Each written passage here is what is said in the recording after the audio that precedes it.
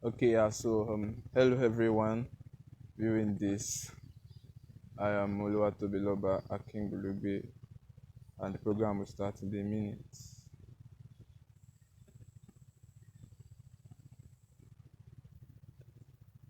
Okay, welcome, Bunazik.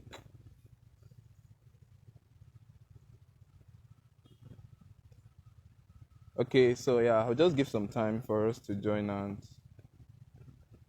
as I said, I'm Oluwatobiloba Akingbulugbe, and I'm so glad to see us today.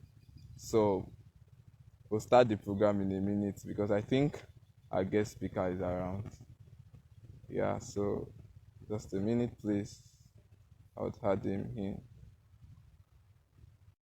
Okay, so let's see. So I'm waiting for our guest to join us before I proceed. All right, so good. Yeah. Hello, Mr. Opeoluwa. Hello, Toby. Yeah, so yeah, good to see you. Good to see you as well. Um, yeah, that's fine. So I really appreciate those of us who are here, but as we continue, we hope more people will join us. This program is the fourth part of our series, Becoming an Outstanding Student, and our guest speaker for today is Opeoluwa Adewale Fashoro. He'll be sharing his story with us of how he rose from an average student to a top student. I believe that every successful person has a story. Every successful person has a story to share. So Opeoluwa will be sharing with us his story. So I hope we listen well. I hope we listen well, and you can get your pens and have something to write. And I know Okwe will not be able to, Okwe will not want to say some things anyway, but I would just love to drop them now. I want you to know that, okay, Okwe went to Allmark Secondary School, Ondo, and it was opportune to represent Nigeria at different international competitions. He also proceeded to Redeemers University, Ede, Osun State, Nigeria, where he majored in microbiology, and he came out as the best graduating student with a CGP of 4.97 on a scale of 5.0. So that's quite laudable. And he also completed his master's in the same school, and now is a graduate student at Johns Hopkins University, one of the best universities in the world, especially for his field. And he's into um, molecular mic I think molecular microbiology and immunology, something like Yeah. that. I'm not too sure. Yeah. So it's a great privilege having him today. And I hope we'll listen as he shares his story. So thank you very much. Over to you, Mr. Opeoluwa. Yeah.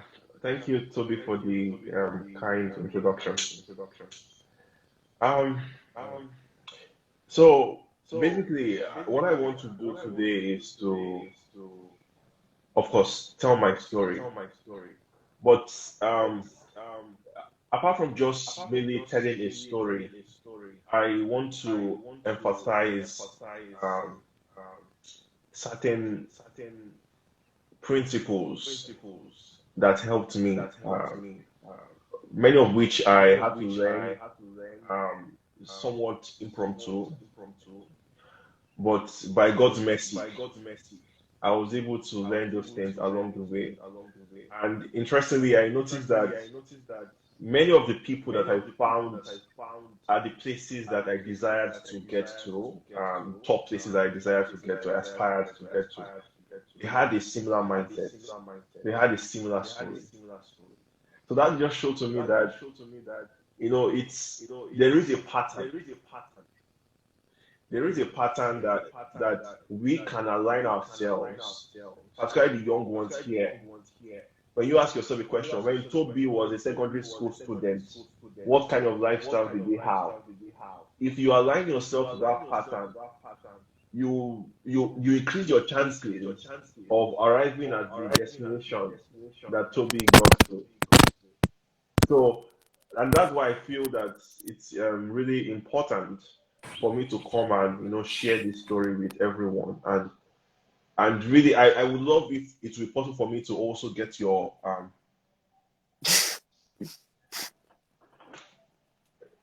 Can you hear me well? So I think there's an echo or something. If the echo Yeah. still persists, please let us know. Yes. Let us know if the echo still persists. So I would love to get, after sharing the story and everything, I think in 30 minutes, I love to answer questions. I know people have questions, and I would love to. I trust God to help me to answer these questions and to really shed more light on specific areas. Like my experience when I applied for the PhD, how I got rejected the first time from 11 PhD programs and reapplied and got into top schools. Stanford, Cambridge, Hopkins, and everything, highly competitive programs. So I would really love to shed more light on that. And also, if you want to know about the Olympiad, how the experience was and everything, I would also love to shed more light. But Yeah. I hope to do justice to this particular topic. So I'm going to be sharing my story, and I would like to start by saying that the essence of sharing my story is to provide some hope to people who might have looked down on themselves, people who would consider themselves to be average or ordinary, or society would consider you to be dispensable, in the sense that they feel that you could easily be replaced because you're not essential, basically.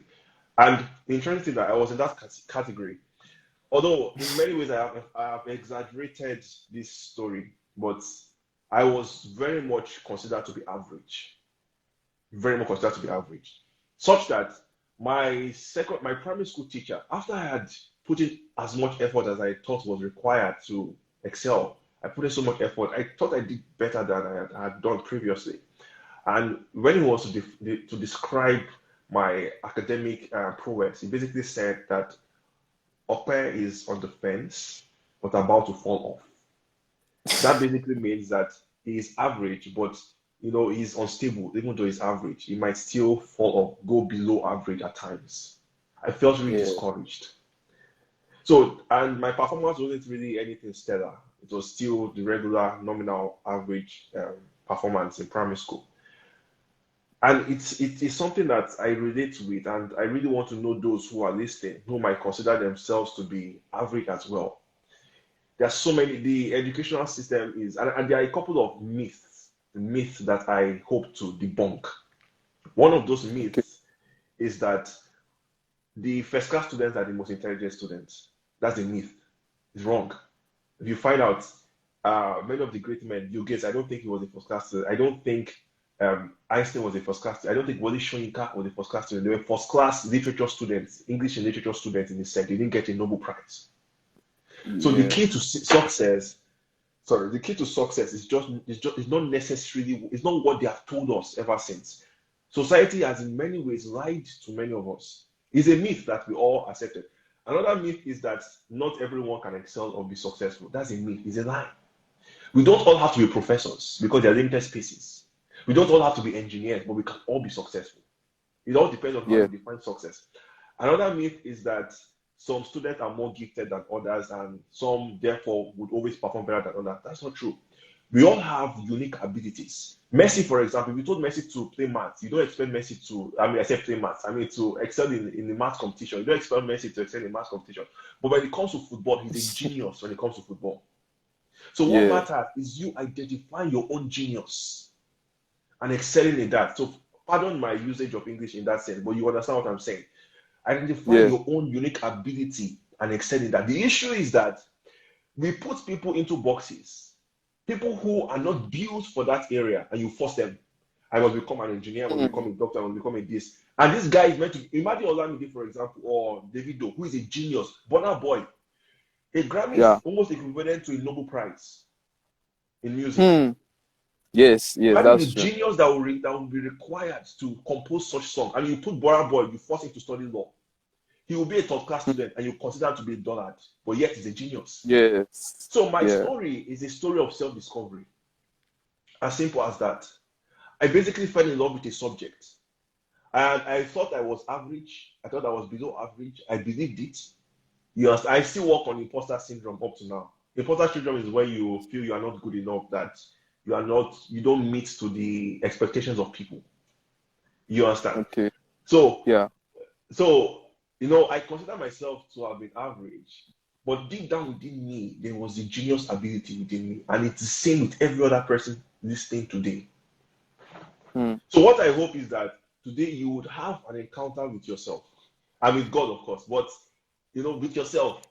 And if it's Yeah. an encounter with God, I hope that God would reveal yourself to you afresh. Because you need to encounter you need to see what is within you, the genius within you. So my story starts from primary school, average. My teacher said he's on the fence, about to fall off. Thank God for him. But when I got to secondary school, I decided to become more serious. I told myself that I Okay. wanted to make friends with the best students in the class. And I found a friend, Coyote. I won't mention his name because now you can easily check him off on. I didn't want you to stalk him. But we became good friends. And I basically just copied his lifestyle. I was following him and everything. And as I was following him, one of the things I noticed is that there was an influence upon my life. And that tells us, one of the, I will mention some 3Ds to becoming an outstanding student. If you are considered to be an average student, how to become, it's a secret. I will just reveal this like this, and it will work. It works. So my lifestyle changed. Of course, I began to compete with him, and gradually I began to realize that there was this ability within me that I didn't know. I wasn't excelling in maths because I didn't know maths.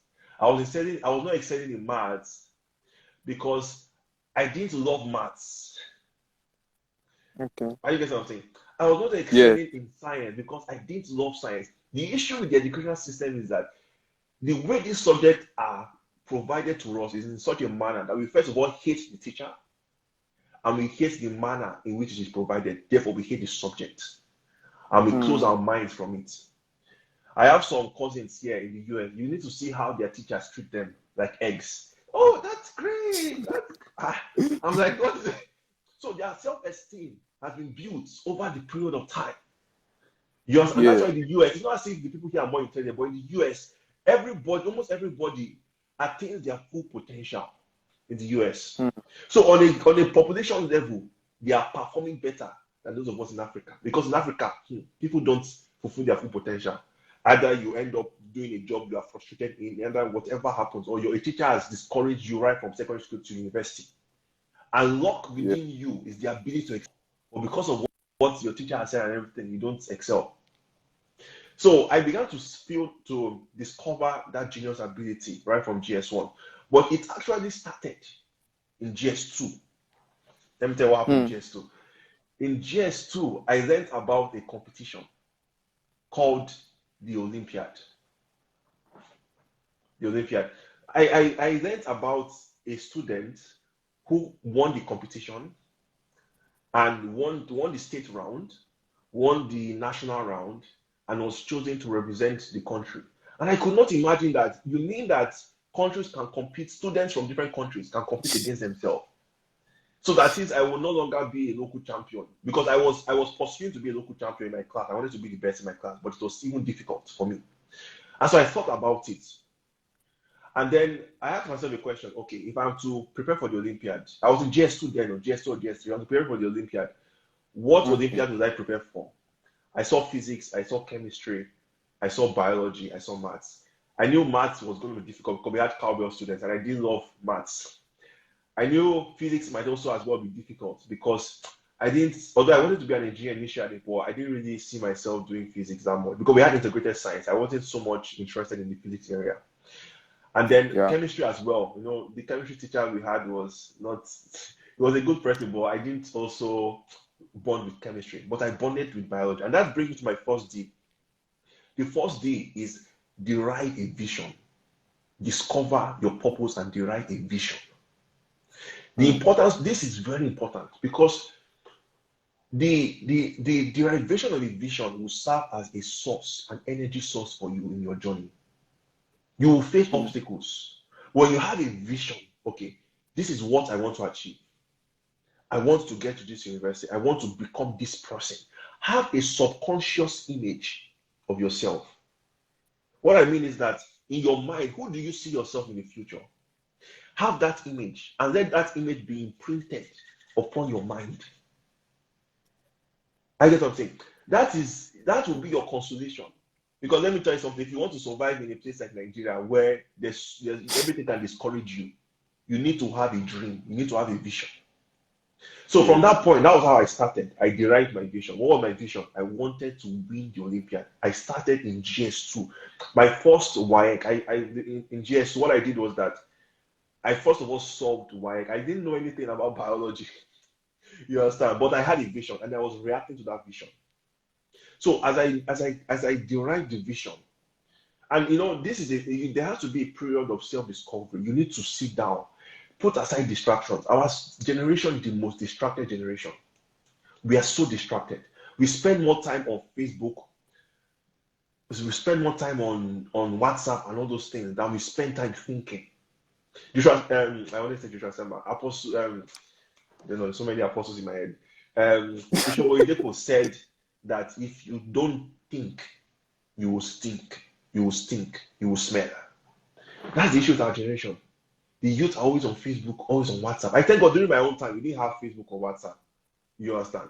I'm not that old, but during my time, about 10 years ago or 12, we didn't have all those things. So I was able to think. And I thank God for my mom as well. My mom started this purpose discovery and all those kind of things. You need to sit down and think about yourself. Find out your strengths. The things that you can do even without anyone motivating you to do. There are some things that you just love to read about. I discovered I just love to read about animals. And then I knew that, okay, the biology Olympiad would be the best for me. You don't have to apply. You don't have to. These are applicable steps. You don't have to. It doesn't have to be an academic pursuit, whatever it is. Olamide or Davido knew that he had a gifting in music. He identified his genius. You understand? Identify your genius. Find out within what is that thing that I love doing. I can do it. I can keep doing it. I love doing it. As long as it's positive. You don't say because you love stealing that's your own genius. No, that's not what we're talking about, because it will destroy society. Yeah. Whatever is productive, whatever is beneficial to society and you love to be a part of, that is your genius. So I identified it, and from that purpose, from that ability, I derived a vision.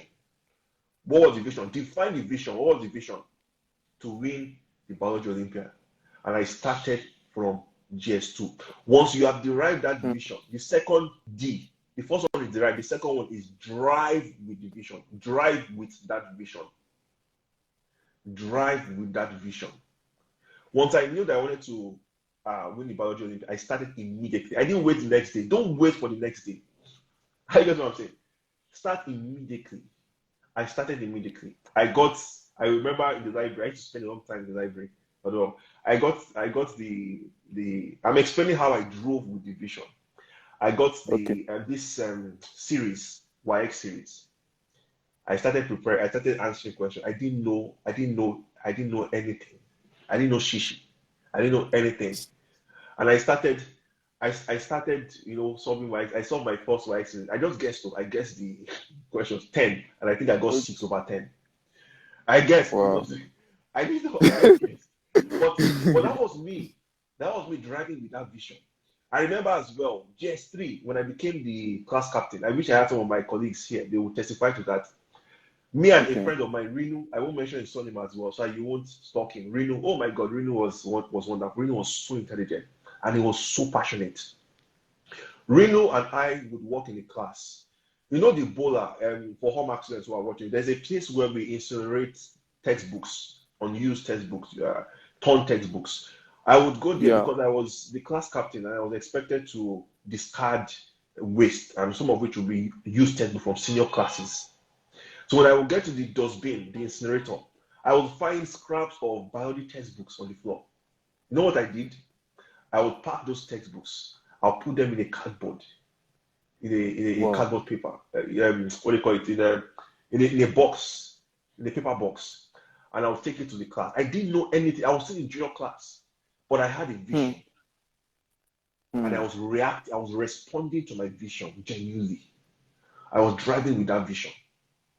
I got those books, and I started reading biology from the back. The most difficult part is usually at the back of the textbook, but I started from the most difficult part. I didn't know anything. I was frustrated, but I started reading on ecology. I would just keep reading. While my mates were busy playing and doing unnecessary things, I kept on studying. I didn't know. I didn't really understand what I was reading, but I was driving with a vision.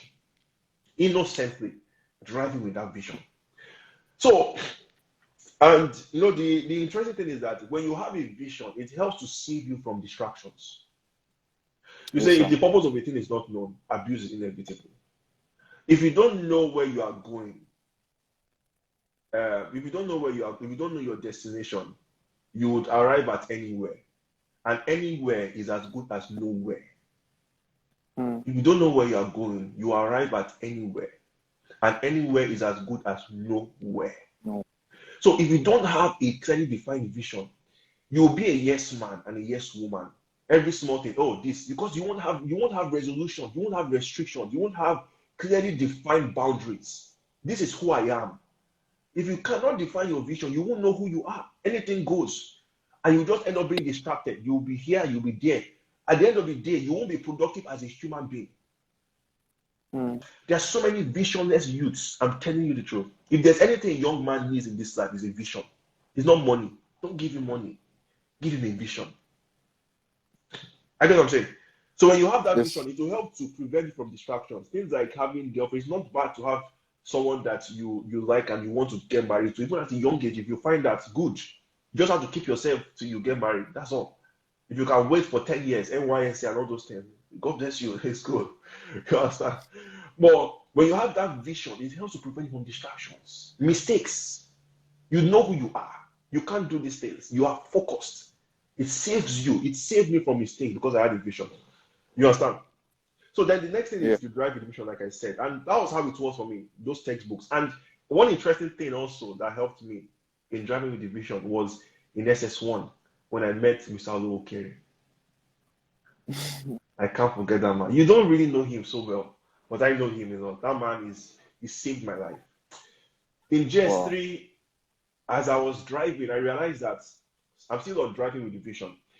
I realized that there were certain things in biology that I needed a teacher to explain to me. You understand? I could not just, I needed someone to explain to me. And I had gotten to SS1. So by SS1, I started covering the entire syllabus. I remember in GS3 also, still driving with the vision. I remember my mom, I would research on previous Olympiads from other countries, the South African Biology Olympiad, the Australian Biology Olympiad, the American Biology Olympiad. I would download all of them. I was in GS3, I didn't know anything, but I couldn't really answer the question, but I was passionate. I had a vision, I was driving with the vision. I would download them. My mom was always complaining, okay, you want to finish my paper?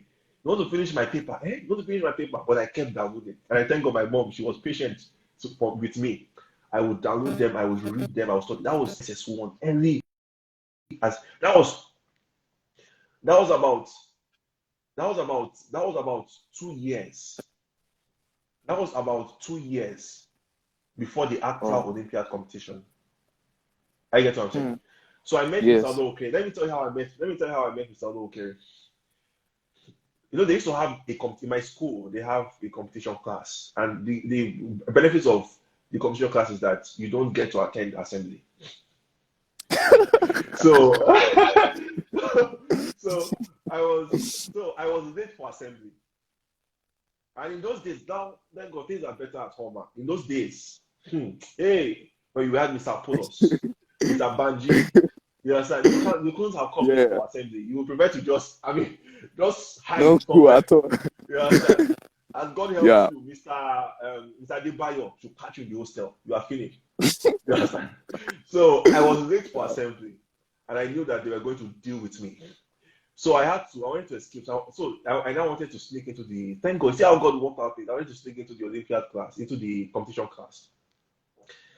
And the competition class then was for senior school students, but I still found a way to sneak into the competition class. And when I got into the competition class, I just sat down at the back. I just disguised myself as though I was listening, but I wasn't really listening. But I observed the person who was teaching. Mr. Opeoluwa, he was preaching biology like a sermon. I was so, there was a connection. You understand? There was a connection in my heart from my vision with someone who I saw was a teacher who was passionate about biology. He wasn't just doing it for the money. I saw how he was teaching it. He was passionate for it. So that brings me to the last part, which is don't give up. Now, I'm going to explain what I mean by that don't give up. Because in order not to give up, you need people who can support you. I told you that things were difficult to study in biology, senior school biology when I was a junior school student. I wanted to give up because I couldn't grasp all of that. I needed someone to help me. But I met someone, Mr. Oloroke, and that's something you can relate with yourself. You can relate to your own situation or whoever is listening. Find a support system. Find like-minded people. Find people that have a similar vision or passion and work with them. Because you can't stand alone. You are not an island. You won't survive. There are things that will threaten your vision. There are things that will make you discouraged. But when you have people, one of my friends is on the line, for example, Kumba. She's like a support system to me. You understand? We are friends and in the same department, and she has really, really been helpful. She's a year ahead of me in the department, but she has been really, really helpful. And I have a friend too, I think John. John, he has been a great friend to me as well. You understand? Find your support system. Find people with a similar vision, you understand, so that you would not give up. That was what happened when I met Mr. Oloroke. And I remember in GS3, SS1, during the afternoon break, we used to have an afternoon break. I would go get his food for him from the kitchen. And while students are still in the hostel, I would stay with him. He would teach me SS2 or SS3 biology. So I was going ahead of my colleagues. So that by the time I got to SS2, I had nearly covered the entire senior school biology syllabus. Such that when I was about to start the competition in SS2, you understand, I was as good as an SS3 student about to write WAEC, and I was still in SS2. You understand? But you see, there was a process. I had derived my vision in GS2. From that day, I started driving with the vision. And I drove with the vision with persistence, with dogged determination, with relentless determination, as though my life depended on it. That's how you drive with the vision. You don't just drive with a laissez-faire attitude. Okay, well, let's see how it go. You drive. I'm sorry if I'm being extreme, but I mean, this is my story. You drive like someone who is like a man who is on death row. Let me explain what I mean. You see something, when a man has died onto his vision, that is, you have died to distraction and everything, and you are living onto your vision, there is a manner of which how such a person will drive with his or her vision. You see, a man who is on death row doesn't care about distractions. A man who is on death row will know how to read. One interesting, I've been watching interviews of men on death row. One of them I noticed that they come in as reckless people. But after spending like 20 years in death row, you see this man, he will become an intellectual. He will become a philosopher. He will be reading books and everything. You understand? There's the idea that, my life depends on this vision. This is who I am. That strong sense of identity defines how you are to drive with your vision. I get what I'm saying. The relentless pursuit, the audacious, relentless pursuit, hot pursuit of a vision. It will enable you to say no when you are distracted. When your friend just come, hey Toby, let's go and do this, but it's not in line with your vision. Because of that relentless pursuit, you will tell the person, I'm sorry, I can't be involved in this. You understand? So this is what helped me in secondary school. Now, as I I would love to get a response from people as well. But as I come to the point of my transition from secondary to university, I already got those 3 Ds, and it served as a foundation for me in life. And I will show you how I applied them in university and currently even now at Hopkins. So derive your vision, drive with the vision, and don't give up. In order not to give up, I explained you need to have a support system. You need to have like-minded people who will support you. A mentor. You need a mentor who you can look up to, an example that will keep you encouraged. You understand? Because there will be difficulties along the way. Now, so when I got to, after winning the Olympiad, so by the grace of God, God was very, fundamental to my transformation. And that's why even deriving your vision, you can't derive it yourself. You need God to reveal who you are to you. You understand? So my salvation was a very important part. This is my story, I have to say it. My salvation was a very important part of my transformation. When I encountered Christ in SS2, that was very important. You understand? He was the one who saved me because at a point during the competition, I was unable to. My chances were slim, but I prayed to God, and God had mercy on me. And I told Him that, God, if you would help me to win this Olympiad, even though I knew that I messed up in the exam, I will serve you for the rest of my life. And that was what happened. You understand? I won the Olympiad not just once, I won it twice. And I was chosen to represent the country in 2011 in Taiwan as well as in Singapore, 2012. You understand? That is my salvation story. You understand? But you see, it's a process. It's a process. You understand? So, and that's why you see, encountering God at this young age is the most important thing that you can ever have. It helps you to avoid mistakes. I'm telling you, there are so many distractions.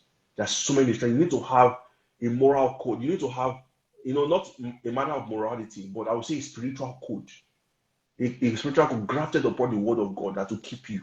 If you don't have that in your at a young age, your foundation will be really weak. You understand? A lot of things might threaten your ability to excel, effectively, completely, if you don't have that solid spiritual foundation. You understand? So that is my salvation story as well. So moving on to university, when I got to university, I had accepted Christ. I was a believer. I had that spiritual code within me. You understand? And the principles that had helped me in secondary school. I got to university, and the first thing I noticed in university that there were a few people who really were serving God, who loved God. You understand? And majority of those who were excelling were not showing the right example spiritually. That put a burden within my heart. And so following the same 3 Ds that God revealed to me, the first is I derived a vision at that point. My vision was I wanted to graduate as the best student in my university. I wanted to graduate as the best student in the history of the university. You understand? It's an audacious step. You understand? I knew that this time around, I wasn't only going to study biology, although I was studying applied genetics, but I knew that I also had to take mathematics courses as well. And I knew math was, not as if I didn't know math, but I didn't love it. So I had to love maths. Now the question is, how do you love something that you feel you naturally don't love? Let me tell you, you have the tendency to love anything, as long as that thing is attached to your vision, your passion, to what you're passionate about. If you are passionate about becoming a doctor, becoming an engineer, and you see that in order to get to that destination, you need mathematics plays a key role, and you find a way to put maths together with what you're passionate about, you will fall in love with maths. So that was one of the things I did. So once I derived the vision of being the best student in the school, I started immediately. Like I told you, start immediately. Don't wait. Start immediately. I said, how did I start? I started preparing. I started reading. I covered the math. I almost finished the math syllabus 2 weeks before the first math class. Wow. Such that at the point of the first math class, I had already almost finished the entire syllabus. So everything was a revision for me. While my colleagues were busy hanging out, I'm not against you meeting someone that God has said you should be with. While my colleagues were busy, hanging out and doing this for those 2 weeks, they have just come out from. That's why I told you the vision is very important. You see, I wasn't distracted from the beginning, from the get-go. I wasn't distracted because I knew I had a vision. You understand? So while my colleagues who had not had the time, the privilege to derive a vision, when they experienced that brief period of freedom, they wanted to explore. Some of them explored for 4 years of their degree. It was at the point of the graduation that they realized that, you may have spent 4 years already. The euphoria of being free from secondary school can be deceptive. It can take you 4 years to recover. That on the day of your graduation is when you realize that, it's true, I finished secondary school in 4 years. And I'm already about to finish university. So because of the vision I had, I was able to avoid making mistakes. I focused and I drove with the vision like I did the relentless pursuit. I started covering the math syllabus, even some other courses that I knew were my weaknesses. I already designed what my CGPA would be, what I wanted to get in all my courses. 2 weeks about 2 weeks before the first class. I started preparing all those things. I had my timetable, everything. You understand? And then I also found a support system. I found friends, believers, because I had received Christ. I found like-minded people. So I built a micro environment around myself. You need to build a micro environment. You understand? So that you condition your mind, a niche for yourself. This is my niche. If you check Daniel, for example, Daniel had a niche. Those 3 Hebrew children. That's what, there were other Hebrew children, but within the environment of Hebrew children, there were 3 of them that constituted his micro environment. Build your micro environment, your support system.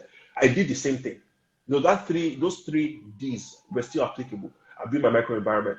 And to cut the long story short, by the grace of God, I equally graduated as the best student in university and the highest CGPA in the history of the university among male students. You understand? So then coming to, because I want to give time for people to ask questions, coming to Hopkins, another interesting story. After I finished my master's, so I had a master's in Nigeria as well. I have completed my master's, everything has gone well, and I was confident that, okay, this is time for me to, go travel abroad to study my PhD. Right.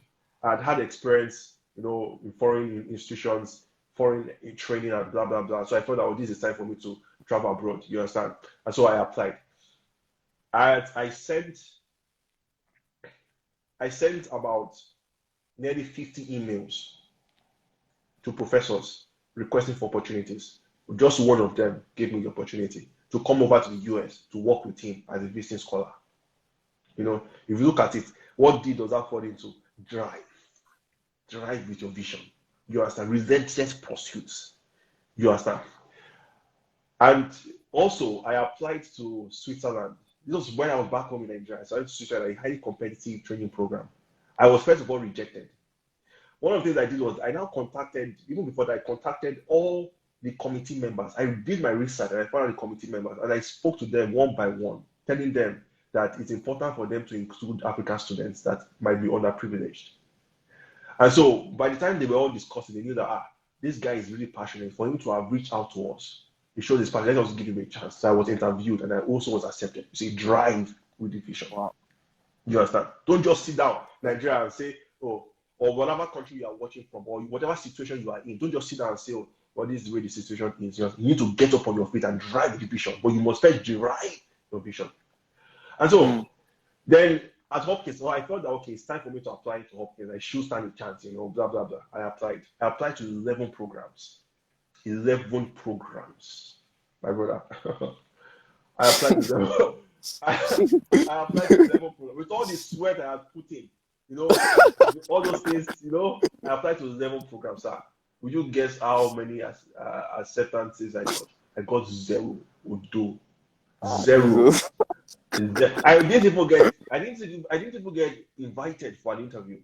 I got rejected by all programs. The one that broke my heart the most was the one I got from Hopkins. Why? Because when I was in the US, when I was appointed as a business scholar, I went to Hopkins for the open house and I felt that this was where I wanted to be. I had a strong sense of calling. You understand?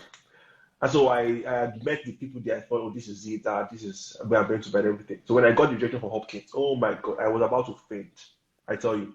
What I did was that I drove my car. So at that time, I was working in the university as a grant assistant, or you can say a lecturer. So I drove back to my apartment and I wept. Now I'm telling you, don't give up. You see, that's the third stage. You see, those 3 Ds are the principles of my life up to now. And it can be applied into for in any area of your life. Whether you want to be a musician, whatever you want to be, you understand, you can apply the 3 Ds. So when I got back to my apartment, I wept. I wept like a baby. I wanted to give up. I wanted to remain average. I told myself that, okay, I would just settle back in Nigeria and just go to any university and just remain and just be an average, a local champion. I get what I'm saying. And just be a local champion. But in the midst of weeping, I thank God, a thought came to my mind. And this thought was like, the reason why there are few African students in these universities is because so many like me who were discouraged gave up. I'm not the first person to be discouraged. As well, I might not also be the first person to be tempted to give up, but I'll be the first person to not give up. And so I told myself, I said I wasn't going to give up. And I told myself, let me tell you what I told myself. It might be too extreme. I told myself, I said, I will study this book. I would apply. I will study like a madman. I will study like a man. I will study so much that even if I die studying, they will put the book here and they will put there, rest in peace for he studied. So yeah, that's quite extreme. So when I had and one day, the next day when I was washing my car, the Lord just God just dropped something in my heart that why don't I write a letter to the school? It's an audacious step. But I mean, I knew I didn't have anything to lose. So what I did was that I now crafted a letter of appeal, and I sent that letter to the university. That letter I can share it with anyone who wants. You can send me you can send me a direct message, and I will send you the people to read it. That letter I summarized my passion and my vision, the same vision that I had derived, the same principle and vision that I derived several years ago. I wrote out my vision there, and I wrote it to the school. I told them there, I said, I will not allow my background to pin my back to the ground.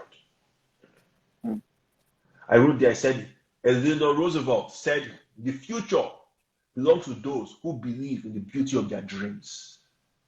I believe in the beauty of my dream. And therefore, I believe that the future belongs to me. And I wrote it there. And I'm sure the admission committee were like, what kind of person is this? This guy will never give up. So, although I wanted them to consider me for the PhD, but I was considered for the master's instead at Hopkins. And when I came to Hopkins as well, the same 3 Ds, derive your vision, drive with the vision, and don't give up. I applied those same 3 Ds in my life. You understand? And by the grace of God, I'm on a perfect CGPA right now. Perfect CGPA. Wow. You understand? As well as, to God be the glory, I also have admission into 5 schools, but I'm choosing 1. And 3 of those schools include Stanford, Cambridge, and Hopkins. Yes, but I've chosen to stay back at Hopkins because, like I told you, Hopkins has always been, I have a strong sense of calling in this university. I get what I'm saying, and so I'm staying back here. I get what I'm saying. So you see those 3 principles. I will be selfish not to reveal them to you. But I'm telling you, go and check the life of Davido. All those men that you think okay, because Olamide is in music, that is not a professor of music, mathematics professor, is not intelligent. You are a liar. You are deceiving yourself. He might even be more intelligent than a music, a mathematics professor. But you find out, check his life, those 3 principles. For him to get a high-selling album, he must have applied those 3 principles in his life. He started with a vision. I want to have a Grammy. I want to win a Grammy. The vision. Driving with the vision. Go and find out how many hours he spends recording songs. Going without eating, recording songs. Go and find out how many times he has felt discouraged because the song did not appear perfect, but he kept pushing. It's 3 principles of anyone who wants to be outstanding in anything. Even go and look at terrorists. I'm sorry, but it's not a good example. But if you check it, the terrorist himself too. He wants to build a caliphate, and he's driving with it. He's in the wilderness. He's ready to lose his life for the vision he has. Yeah. And he's not giving up as well. They have bombed them. I just saw one news as well that they conquered. They will still try to reconquer it to overcome the federal government. They won't give up until they die. If you have the same mindset and you apply it to anything in life, you will be outstanding in whatever you put your hands in. You understand? So I want to open it up for questions from people. I'm opening it up for questions. I don't know if you have questions already, but if people have questions, I will be more than willing to, respond to their questions. And, if they have particular, specific questions on certain things I had said, I would really love to respond. Okay. Yeah. So thank you very much, Mr. Opeoluwa. This has been a quite enlightening session, and all of us can testify to the fact that he has actually poured out himself.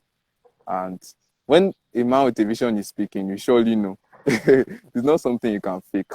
Yeah. So in case we have questions, please, this is a rare opportunity. Just type in your question in the chat box at the comment section, and we'll be willing to answer those questions. So, but while we wait, but I'll anticipate your question. So, just a summary of what you said. The story has been based on three principles, three Ds. So, the first one is to derive your vision. So, your vision kind of sets a boundary around you. So, because many of us don't have vision, we are just there. And he said something, I'm not sure I'll be able to put it in exact word. He said, if you don't have a vision, you land anywhere, and anywhere is nowhere. It's also talked about drive with the vision, rather. So once you've derived the vision, you have to drive with the vision. So you have to create a platform. Okay, this I'm going to achieve this. Then the third thing he talked about is they don't give up. So you need a support system not to give up. You have to have like a micro environment, yeah, around you that sustains you. So in case we have questions, you love to entertain that. So while I wait, I'll just ask a few questions while I wait for the viewers to ask their questions. So let's say you're in a kind of environment that cannot contain you. Let's say this kind of environment, can't contain your vision. So what do you do in such environment? And you are still pursuing that vision, but this environment is limited. It's like a cage. So how do you do that? Yeah. Yeah, that's a great question. Looking back, I've once been in that situation. You understand? I remember I would, walking on the streets of Nigeria and seeing mediocrity all around. You understand? There was a passion, there was a burden in my heart, and I knew that I wasn't going to just the scope of my vision did not end in my environment. But know something, that there is a process, and there is a preparatory period. Go and study great men. There's always a point where they were not known, where their environment was smaller than their vision. Know one thing, my vision will not end in this current state. Therefore, your future, the idea of the future of where that vision is to be accomplished, you need to have an idea of it. So you are driving towards it, but you acknowledge your current situation and you make the best out of it. I remember while I was still in Nigeria, I knew that my vision was beyond this. I could have just applied to any country, any school in Africa, and just go to South Africa and settle down. It's more comfortable if I was looking for comfort. But I had a vision. I wanted to represent people like me who have struggled. I wanted to be a voice for people like me who had a large vision but were restricted by their environment. So you have to make the best. You have to first of all acknowledge that, okay, my vision won't end here. It will encourage you. You understand? My vision won't end here. It's for another place. Know that other place. I got it. Relate with people in that other place. It will console you when you are tempted to think that you are going to end here. Then acknowledge, although I'm not ending here, but there is an importance for being here, and make the best out of what you have. This little internet that we have in Nigeria, I'm referring to, okay, for example, if you're a student who you have a big dream to get into Cambridge or one of those top schools, the little amount of internet data we have here, don't waste it on Facebook. Download videos. Joshua Selma, I listened to Joshua Selma, he's an apostle. He says something that the internet is a system of mercy given to us in the developing world. It's the truth. It's a system of mercy. Download textbooks, download papers. You have no excuse. Read papers, read those textbooks. Any training you have within your country, make sure you are there. Make the best out of what you have. Fine. You understand? It's only a matter of time. You will eventually get to that place that you have in mind. You understand? So that's how you address that situation. Okay. And let me also add to as well. Find people. Let me also add. Sorry. let me also add, find people like you who have big visions. I get what I'm saying. And both of you are in a similar situation. Both of you will help yourselves. There's a friend of mine, his name is Shego. I remember when we were back home in Nigeria, I don't have time to really say so much about the kind of extraordinary people I've met in my life. So Shegun just finished his master's at Oxford and he started his PhD at Cambridge. I remember when Shegun was driving with his vision. Ha! You need to know Dr. Shegun. I've never seen someone really drive like that. You understand? I won't say so much, but find people like you in that environment who want to get to that place. And both of you encourage yourselves, synergistically help yourselves. Yeah. All right, thank you so much. That was well answered. So there's another question here from Adeshola. How do you stay motivated when you don't have a good support system? Okay. Well, you can try to the issue is that it's possible for you to stay motivated. You understand? It's possible for you to be motivated. But as a popular adage would say, if you go alone, you can go fast. But if you go with others, you can go far. I get what I'm saying. So that's her question. It's about the length of how far you can retain your motivation, not how much your motivation is. Alone, you can have high motivation, but the length of the Yeah. motivation. Now, support system doesn't have to be a close friend who is with you proximally. I mean, who is with you, talking with you every time. You understand? A support system can be on social network. Twitter. So Twitter is interesting. Says that I have a support system on Twitter. As I am at Hopkins, I don't really have, although I have some of my friends here, Kumba and John, for example. But in terms of a support system in my field, it's actually on Twitter, where you have people I've never met them before, but because we have a similar vision, we talk together. I get what I'm saying. So, but Yeah. even if you are unable to still find a support system, I would say the way you can go about this, God is always ready to serve as as a partner in your support system. And I think God will not, if other friends are not responsive, I think God will not be, will definitely be responsive. I get what I'm saying. So you Yeah. can make God, His Spirit, the fellowship of the Holy Spirit to serve as a support system for you. I mean, that should be the support system of every believer. I get what I'm saying. And He would eventually bring people who can now serve as that support system or microenvironment for you. I get what I'm saying. So Yeah. that is one way you can, build a support system, even if you don't have physical people around you. You don't have people who are ready to be part of your support system. You can link with the Lord. He's within you, supporting you within you. You understand? So you have like a self-sufficient support system inside of yourself, helping you such that you can sustain your motivation for a long period of time. Okay, yeah. So that's great.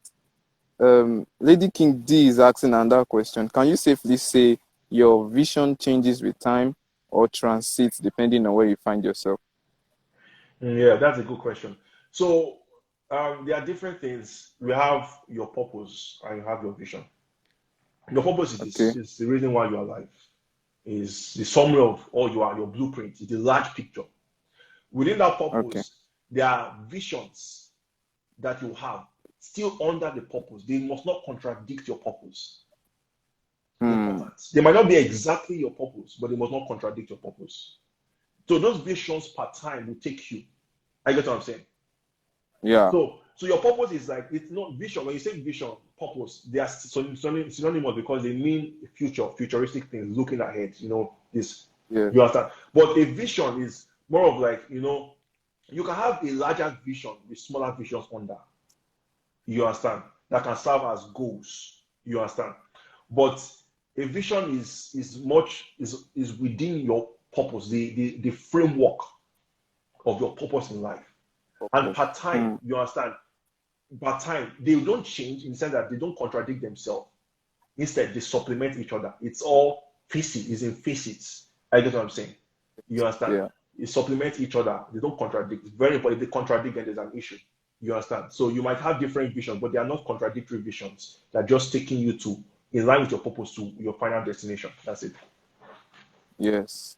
Wow. Thank you very much. Yeah. I think I could just add on that. So like vision, your purpose just like a big circle. Why vision is just like your vision are just like, how will I describe, like small circles inside a big circle. So whatever vision you have will still be in line, will still be within the boundaries Yeah. of your purpose. Your vision will not contradict your purpose.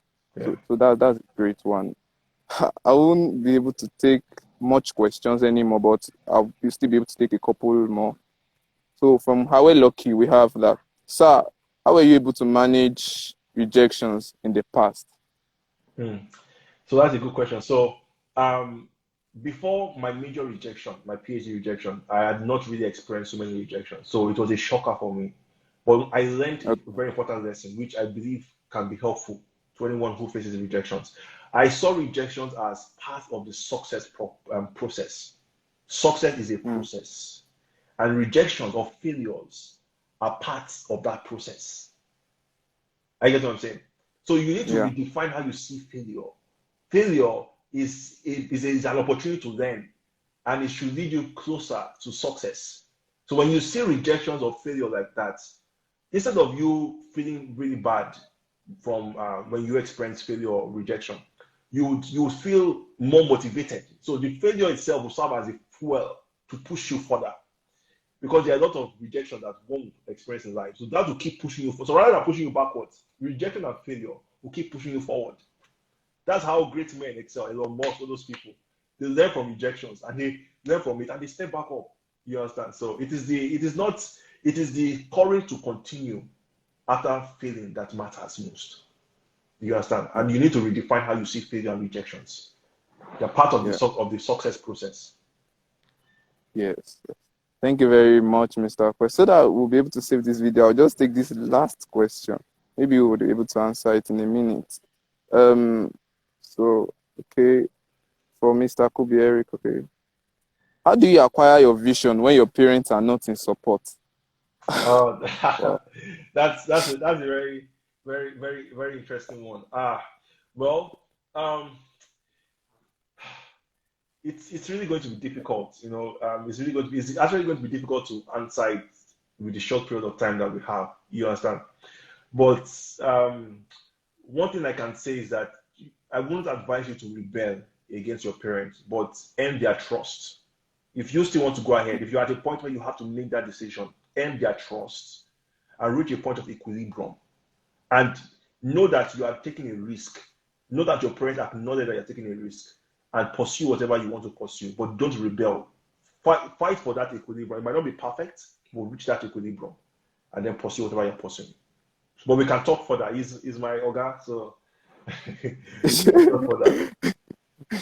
All right, all right. So thank you very much, Mr. Well, it was nice having you on this program. I'm really glad, and it's a privilege to host him because we had actually tried to set this up different times, but it was not possible due to schedules and stuff like that. So to round off, I would just love to say a little prayer. Yeah, because I believe in prayers a lot. Father, we thank you for this program. Father, we thank you for your son that you have used to pour this out to us today. We thank you because you are going to transform lives via this stuff. Father, please accept our thanks. And Lord, we pray that everyone who has been a part of this program, that as they go back to their various drawing tables, they begin to experience transformation. Their lives are changed for the better. And all of us to fulfill our purpose and reach our goals in life. And at the ultimate, bring glory to your holy name in Yeah, Jesus' name. yeah, yeah. Yeah, thank you so much. Thank you so much. Sir. I really, really appreciate it. I can't express how delighted I am to host you on this program. Yeah. On this note, I would love to say a wonderful goodbye. Thank you so much. Thanks. Okay.